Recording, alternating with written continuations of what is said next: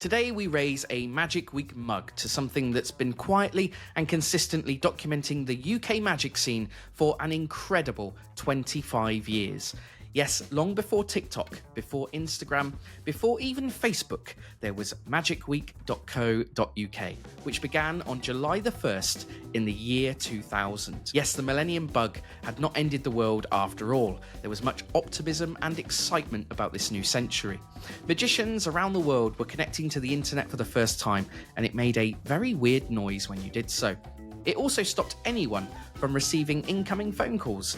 We will never know how many magicians over those early years lost gigs because they were browsing Magic Week while someone was trying to call to book them. In its 25 years, it's seen the rise of new UK magic stars like Derren Brown and Dynamo, seen the creation of misleading magic trailers, the fall of the magic forums, the move of magic content from TV screens to YouTube, the death of the great Paul Daniels, and a global pandemic that allowed magicians to charge even more money for mediocre close-up tricks than ever before without even having to put on their trousers. Throughout that 25 years, only three things in the UK magic scene have remained consistent.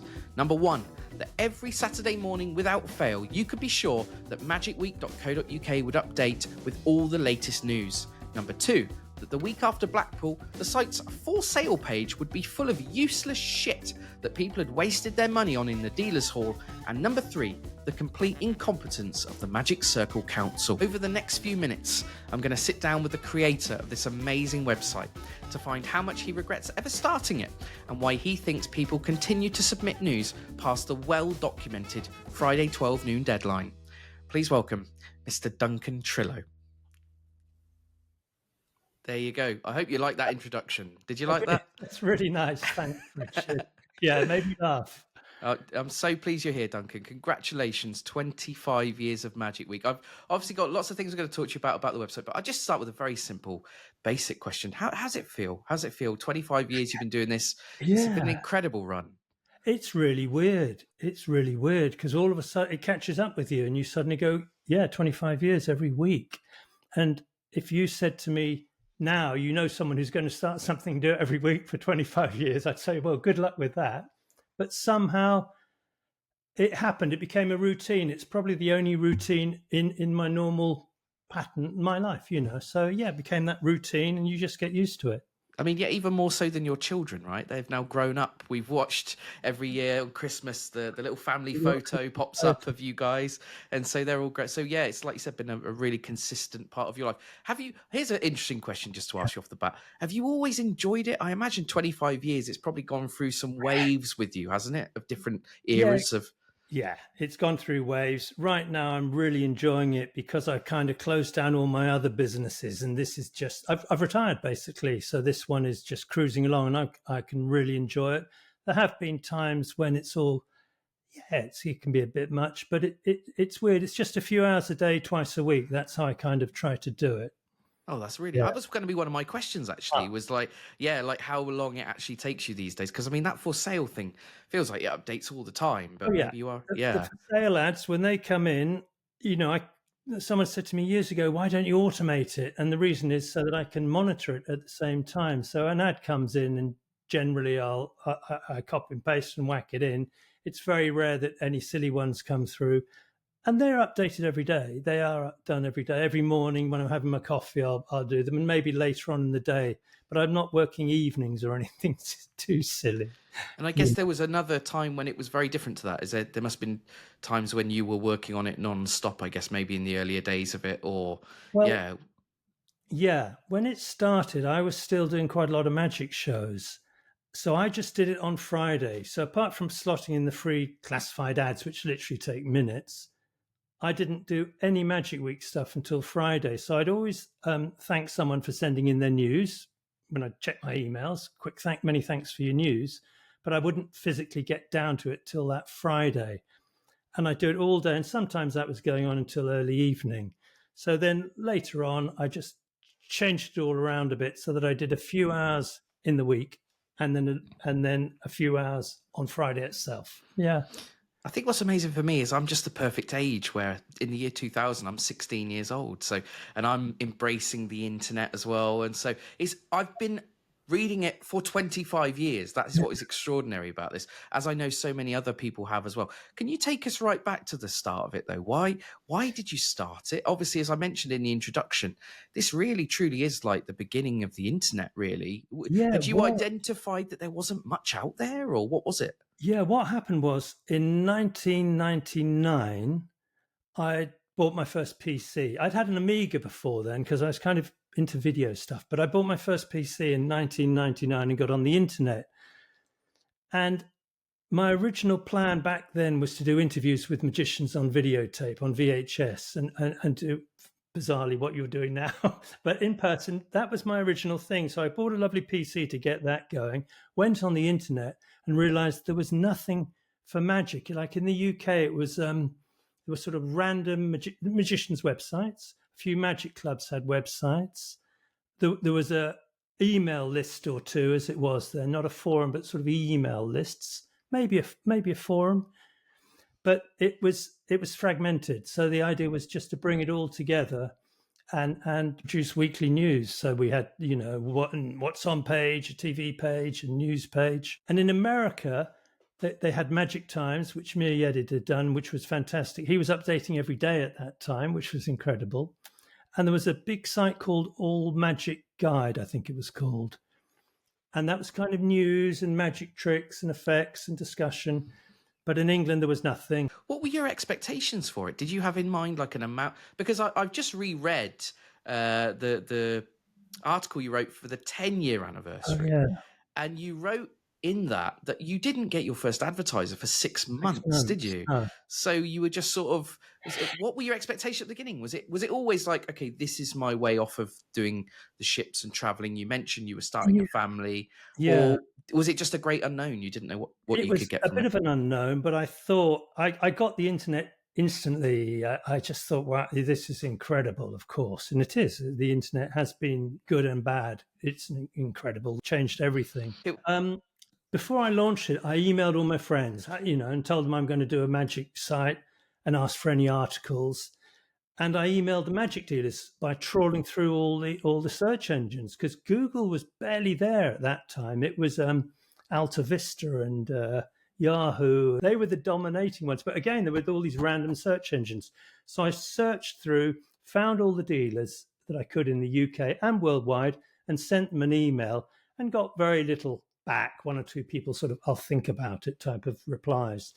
I think my first advertiser was magictricks.co.uk, and they've Keelan Laser eventually. That's Keelan Laser. I was going to say I'm not sure if they're still doing it, because Keelan's done so much since, of course. And then some of the biggies like Alakazam. He was there. Peter Nardi was there from the beginning. International Magic, Davenport, Smart Leverage. These well-established dealers came on board, but it did take 6 months. And then once it built a momentum, it was kind of word of mouth almost then, I think. And then more and more advertisers. At my peak, I had 53 paying dealers per week.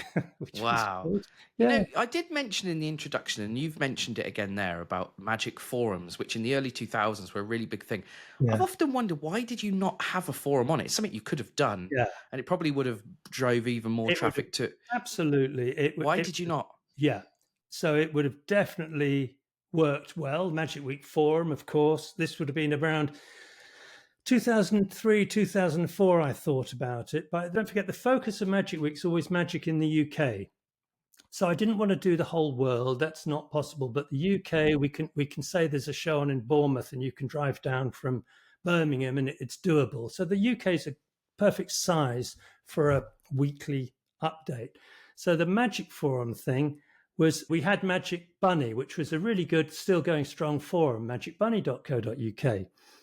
So I didn't want to tread on their toes in a sense, but more than that, I think it was the some of the nonsense that went with magic forums, the arguing, the silly fighting that magicians do, all that stuff.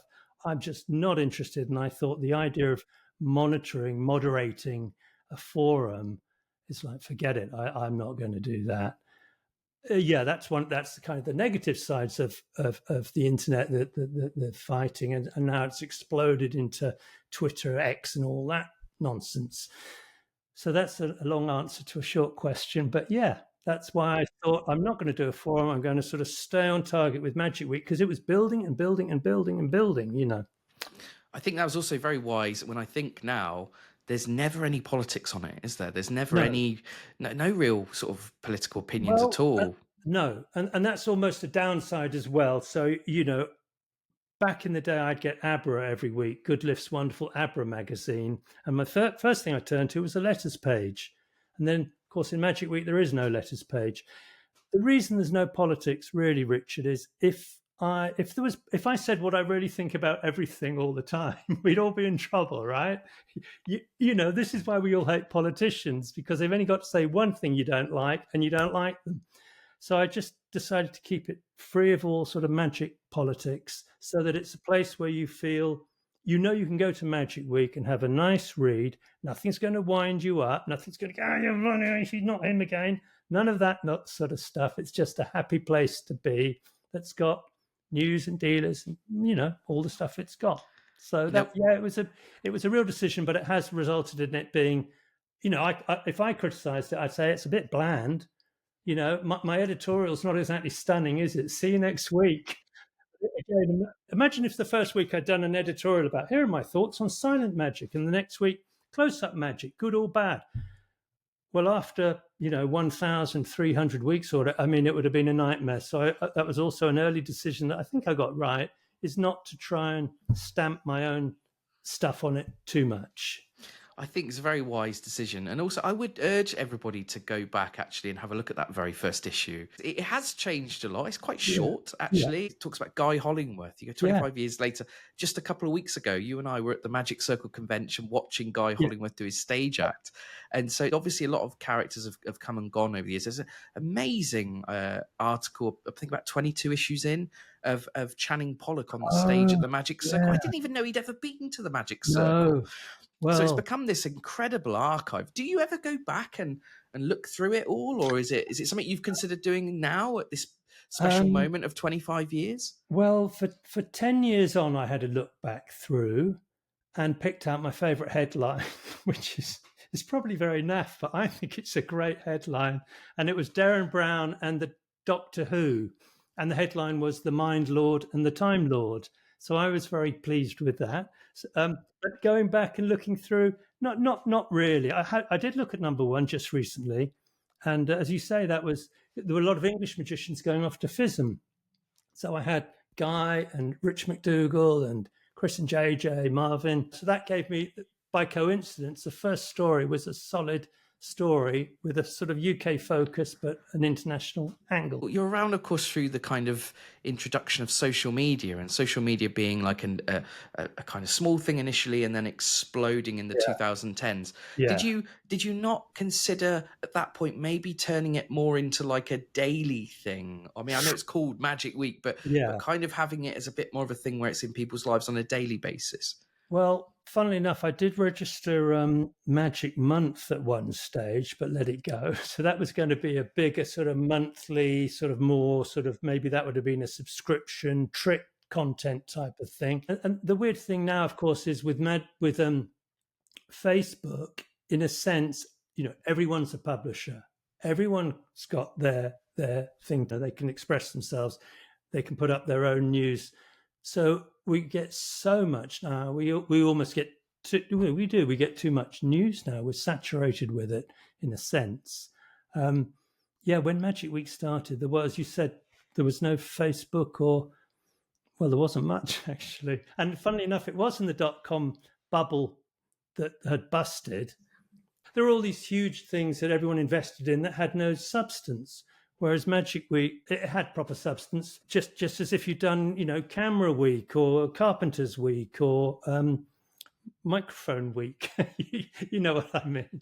It was a niche thing that naturally had contents. So I've got to ask you this because I know it's something magicians talk about. Why have you never, and I love that you haven't, by the way, but why have you never sort of updated it in terms of the type of website that it is, and it still has its original feel? Yeah. Is it you just feel that people like the interface as it is, or is it No, just you can't be bothered? What is it? no. Okay, so that's actually quite a complicated question, Richard. But Magic Week was made using frames. I don't know. Do you know what frames are? No, I don't think any. No, so no one would really know. But early internet web design, you could have frames. So you had a page and a page and a section and a section, and it meant you could scroll the news, but the top would remain. Whereas a lot of old sites, everything scrolled off the page. It all got a bit complicated. I redid the design a little bit, the graphically, the font and everything, but the basic layout has remained because I realized I couldn't keep up with it. When mobile phones came in, that changed everything. Sometimes Google loved me. Sometimes over the years, sometimes Google didn't like me. It likes me again, I think. There's so many things to compete with and keep up. And in the end, I just thought, hey, I'm just running it as is. I could update it. I don't want it to look like other generic sites. It's kind of got its own look because it was I designed it myself originally, if that makes sense. Yeah.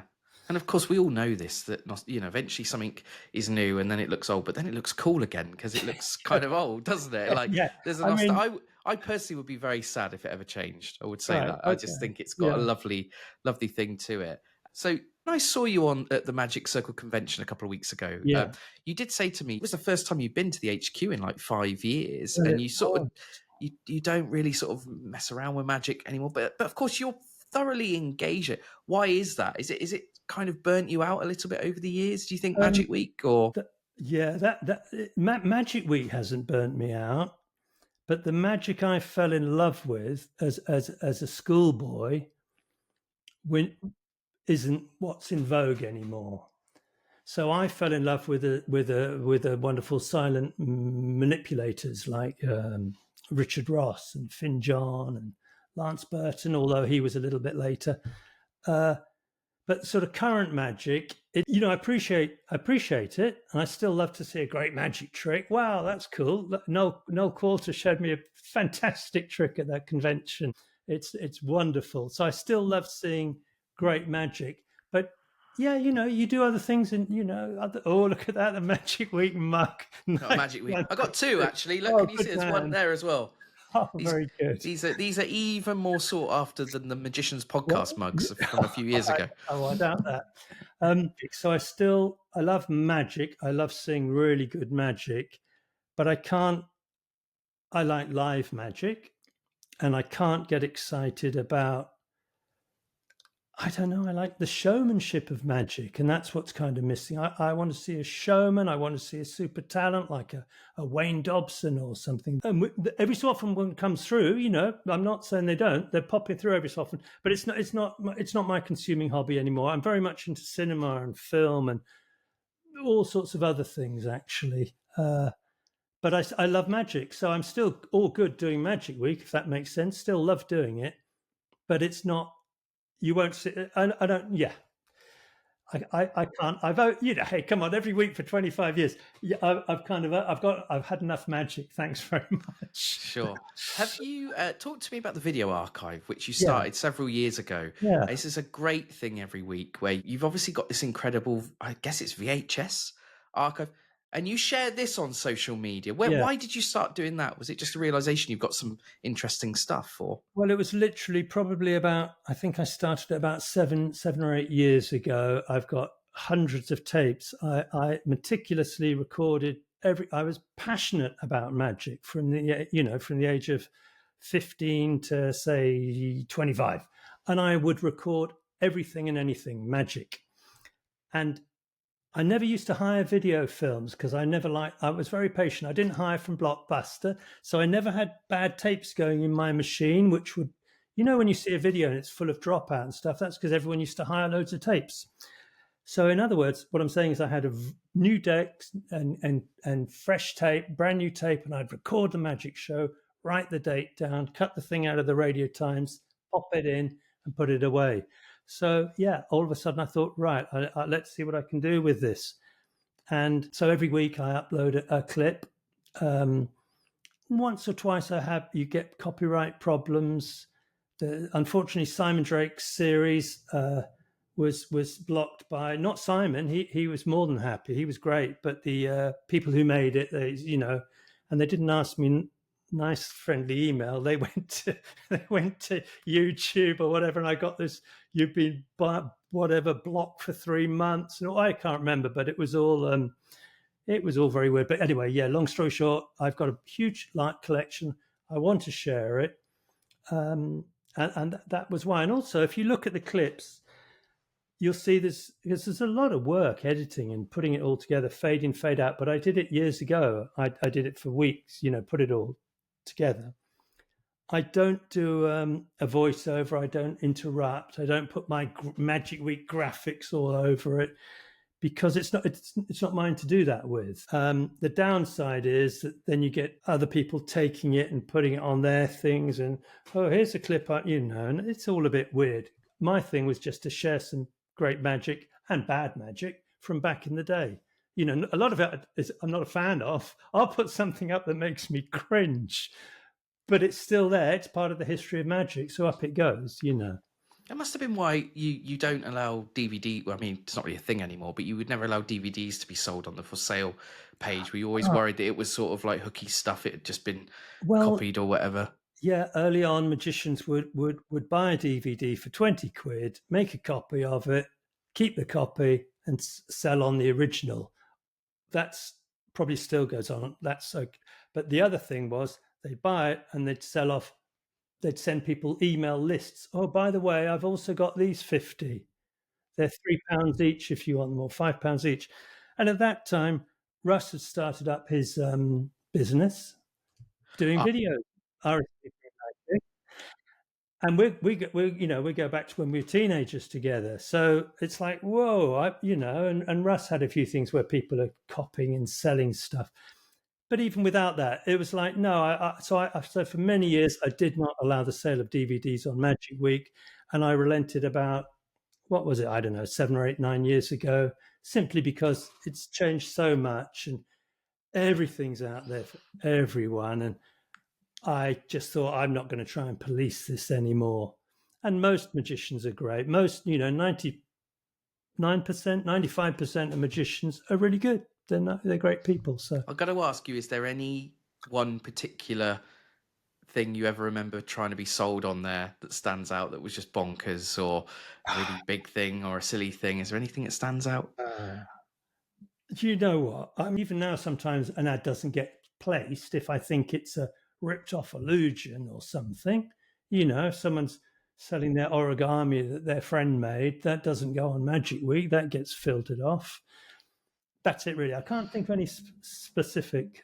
You did let me sell my origami on Magic Week.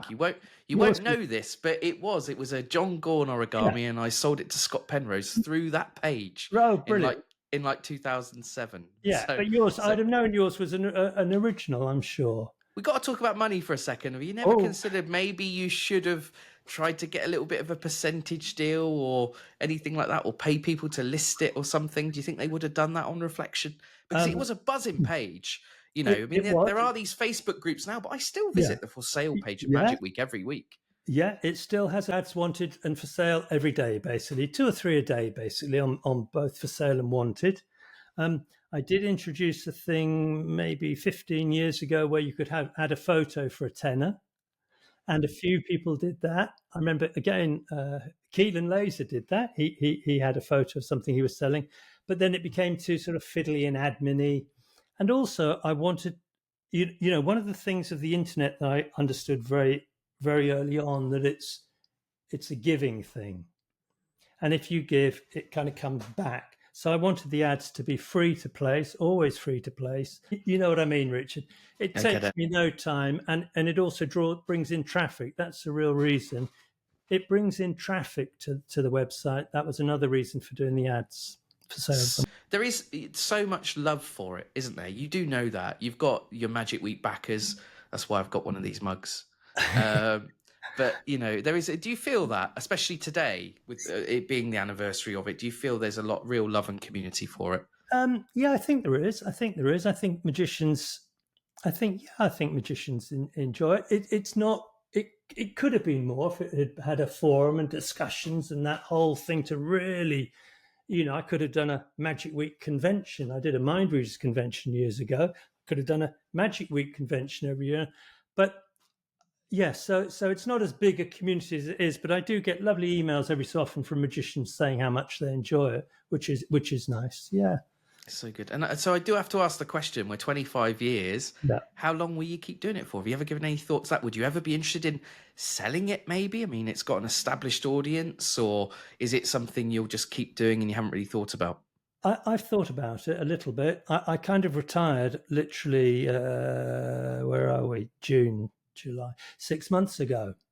So I'm kind of retired, and I wound down my, I was doing web design on this as a side business, and that came from Magic Week because people knew me and trusted me, so I could do websites and corporatemagicians.com, the directory, and children'spartyshows.co.uk, and I've shut all that down, partly because it was going down anyway, partly because I didn't want to keep up with the latest web software, which is a nightmare, and all the rest of it. So that's all gone. I'm still doing the sci-fi movie posters, which is a hobby thing I do. It's just a hobby on of original cinema posters, which is nice. And Magic Week, I'm still doing. It brings in a small income, and I still enjoy doing it. Would I ever sell it? Yeah, I would, but I'd want it to go obviously to someone who could. Magicians, it's very say, yeah, I reckon I can do that. And after like 4 weeks, they're burnt out with the bloody thing. So I'd want it to go to someone who is rock solid, and also value wise, it has quite a value in a sense because but I don't know what the actual value is, because if I switched it off tomorrow, someone could pop up with, Bill's Magic Day or whatever you want, and off we go. So I don't know. Sorry, long-winded argument. No, it's really, really interesting. Well, I personally hope you don't sell it, and I hope you continue to do I it. love doing it. I hope to carry on for years and years. Yeah, many, many years. And I hope you don't mind, but I will speak on behalf of so many of us just to say thank you so much, Duncan, for doing it. It is genuinely. I have a funny debate with Andy Nyman about it, which is that I visit it very late on a Friday night because I know it goes up quite late Friday night, and he's like, what are you playing at? It's Saturday morning. You wake up, and Saturday morning in bed, you look at Magic Week. So I'm sure everybody's got their own different things, but for me personally, it's been a thing that has been consistent for me for 25 years. Congratulations to you on an amazing run, and here's to the next 25 years. Really appreciate you coming on and talking to me about it. No, thank you.